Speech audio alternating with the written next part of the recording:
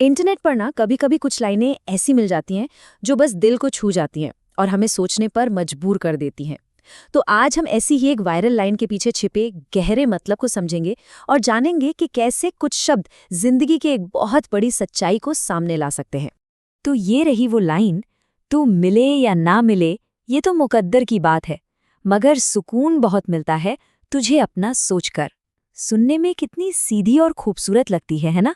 पर चलिए इसके गहरे मतलब को एक एक करके खोलते हैं और समझते हैं। पता है, इस लाइन की जो असली खूबसूरती है वो इसके दो हिस्सों में छिपी है, जो एक दूसरे को कमाल का बैलेंस देते हैं। तो इसे समझने के लिए चलिए पहले इससे से शुरू करते हैं, जो एक ऐसी भावना के बारे में है जिसे हम सब ने कभी ना कभी महसूस किया है, एक अधूरी चाहत। लाइन की शुरुआत ही एक अनिश्चितता से होती है, तुम मिले या ना मिले। इसमें एक तरह की बेबसी है, एक ऐसी ख्वाहिश जो किसी बाहरी नतीजे पर निर्भर करती है।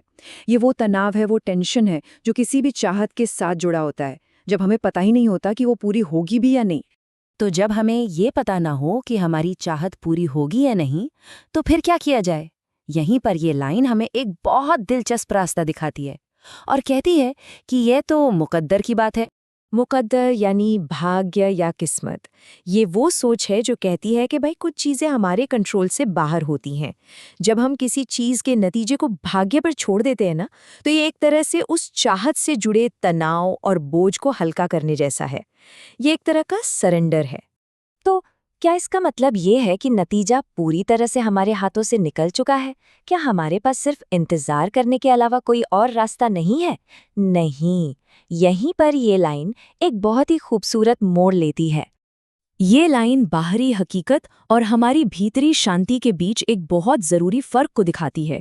देखिए, एक तरफ है किसी चीज का मिलना या ना मिलना, जो बाहरी दुनिया की बात है और शायद हमारे कंट्रोल में ना हो, और दूसरी तरफ है सोचकर सुकून मिलना, जो पूरी तरह से हमारी अपनी अंदर की दुनिया से जुड़ा है। और बस यही ये लाइन हमें एक शानदार समाधान भी देती है। ये हमारा ध्यान बाहरी नतीजों से हटाकर हमारी अपनी सोच पर ले आती है, जिसे हम कह सकते हैं सोच से मिलने वाला सुकून। यही दूसरा हिस्सा तो इसकी असली ताकत है। मगर सुकून बहुत मिलता है तुझे अपना सोचकर। यहाँ पर खुशी का जरिया किसी चीज को पाना नहीं है, बल्कि उसके बारे में एक खास तरीके से सोचना है। ये हमें बताता है कि शांति और खुशी बाहरी हालात पर नहीं, बल्कि हमारे अपने नजरिए पर निर्भर कर सकती है। और यह सुकून क्या है? सुकून मतलब एक गहरी शांति, एक ठहराव, जो बाहर के शोर शराबे से नहीं बल्कि हमारे अंदर से आता है।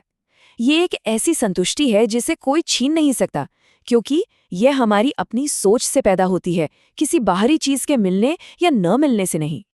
तो अगर हम इन सभी विचारों को एक साथ जोड़ें, तो इस एक लाइन का अंतिम सार क्या निकलता है? ये हमें जिंदगी के बारे में आखिर सिखाती क्या है? देखा जाए तो ये लाइन हमें मन की शांति पाने का एक 3 स्टेप का रास्ता दिखाती है। पहला, अपनी चाहत को स्वीकार करो। दूसरा, उसके नतीजे के तनाव को किस्मत पर छोड़कर खुद को आजाद करो। और तीसरा, जो सबसे जरूरी है, अपनी सोच में ही शांति और सुकून पैदा करो। तो मतलब सबसे जरूरी बात यह है, असली ताकत किसी चीज को हासिल करने में नहीं है, बल्कि उसके बारे में सोचने के तरीके में है। हमारी अंदर की दुनिया हमारी अपनी है और सच्ची शांति वहीं मिल सकती है, चाहे बाहरी दुनिया में कुछ भी हो रहा हो। और आखिर में ये लाइन हमें एक बहुत बड़े सवाल के साथ छोड़ जाती है। क्या असली संतुष्टि बाहरी चीजों को पाने में है, या फिर उन्हें पाने की चाहत के बावजूद अपने अंदर शांति बनाए रखने में? ये सच में सोचने वाली बात है।